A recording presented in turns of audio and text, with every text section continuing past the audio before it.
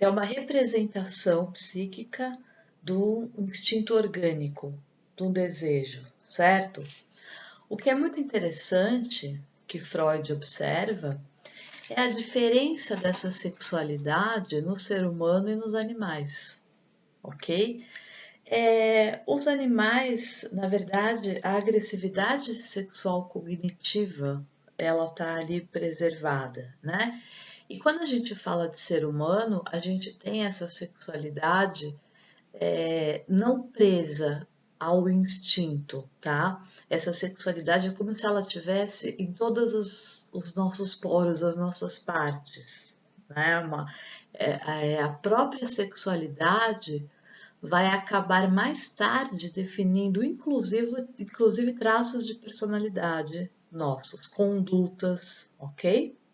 Então, por isso, Freud observa o quão importante é essa análise da sexualidade, ok?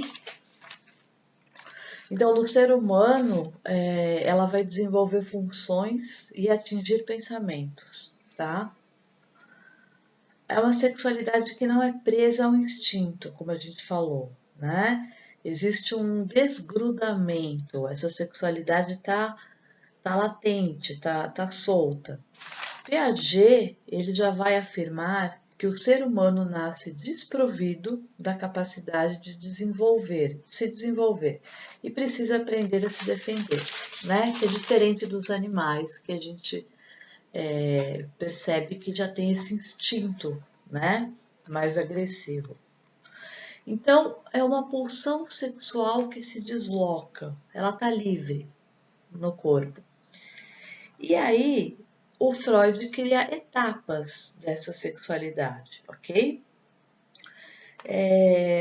E essa sexualidade, ela vai vai preencher toda a conduta humana, tá? A conduta psíquica humana.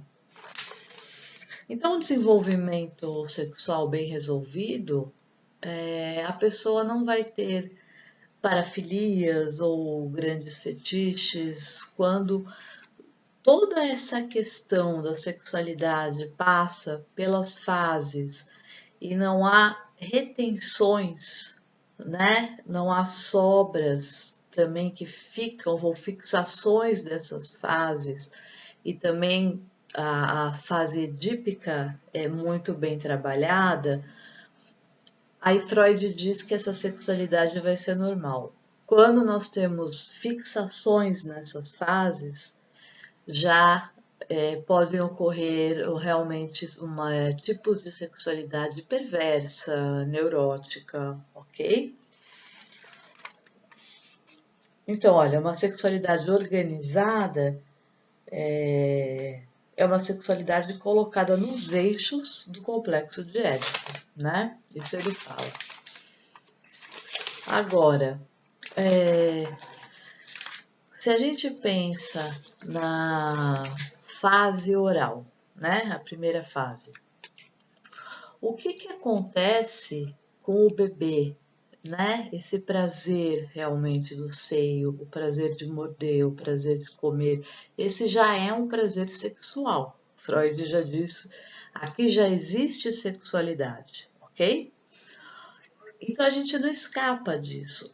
Futuramente, a gente vai começar o ato sexual pela boca, ok? Então o beijar é algo muito importante para o ato sexual, né?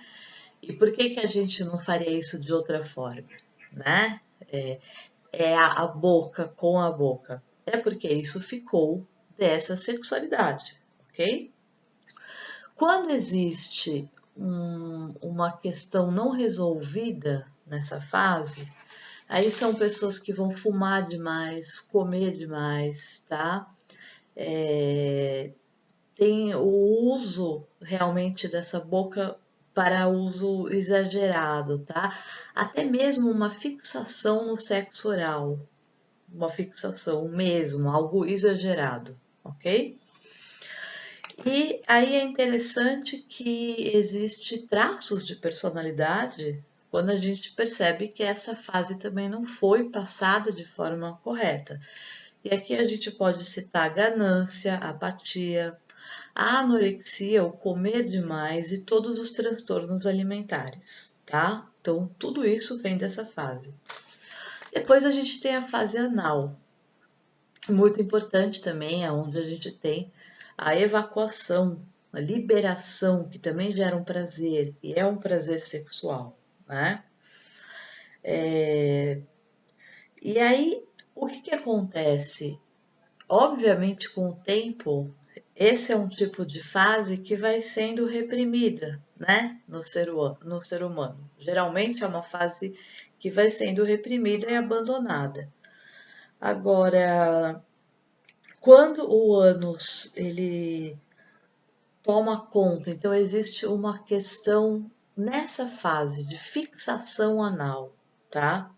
A gente pode ter desvios, perversões, tá? Para Freud, isso pode acontecer. E como é que pode, alguns exemplos do que pode acontecer com a pessoa que fica fixada nessa fase? Então, questão de retenção. Então, vamos imaginar uma retenção financeira, né? Controle, o esbanjar, ordem, dar a ordem, né? Ser controlador, abstinência, avareza, ok? Então, são algumas características aí dessa fase. E é importante a gente pensar também, gente, que a criança, além dessas fases típicas citadas, ela tem o olhar, ela tem o tocar, ela tem o brincar. Em tudo isso tem um contexto sexual. É isso que é muito interessante, né? Como essa sexualidade está acompanhando a gente desde sempre, inclusive definindo a gente, né? Então depois a gente tem uma fase fálica, tá?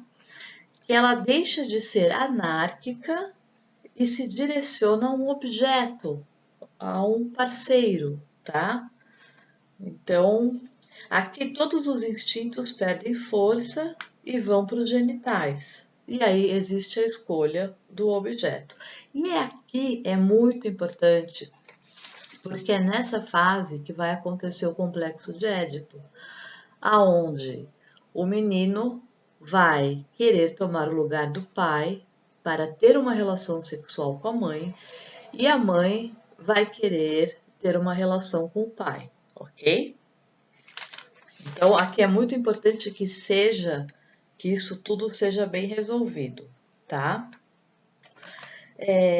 Se isso não for resolvido, nós teremos também várias questões neuróticas e perversas e de várias formas, tá? Então, aqui, o que acontece? Olha que interessante. Nesse complexo de Édipo, quando há uma repressão muito grande desse desejo, certamente porque sou eu desejando meu pai, né? Então existe essa repressão desse desejo. Então vai ter na verdade, aqui o superego vai ser criado, ok?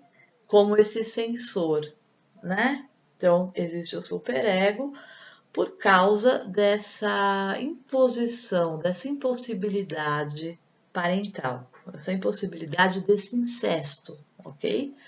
Então, essa impossibilidade vai fazer com que esse superego surja, tá? Isso é muito interessante. E aí a gente entra na fase da latência, né? Que aí os prazeres sexuais saem um pouco do controle e a criança começa a ter outros prazeres, né? Escola, aprendizado, amigos, enfim.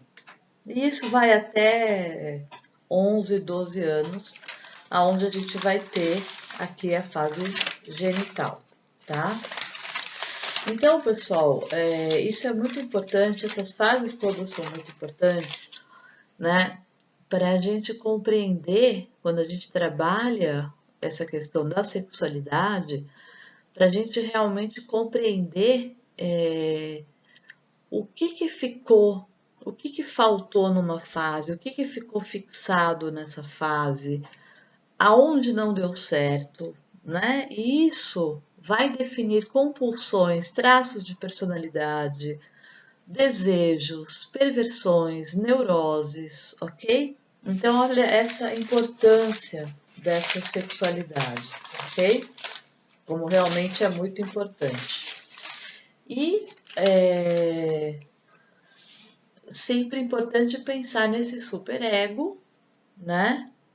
Quando muito rígido, a pessoa vai ter uma dificuldade de lidar com essa questão sexual dela quando ela for adulta, né?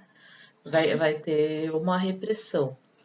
E quando ele for um superego não muito rígido, e ele for muito frouxo, aí a gente pode ter os casos, inclusive, de perversão e de parafilias, entrar aí num outro campo que a gente pode até depois fazer uma aula sobre isso, sobre questões sexuais, ok? Então é isso, pessoal. Um beijo, até a próxima.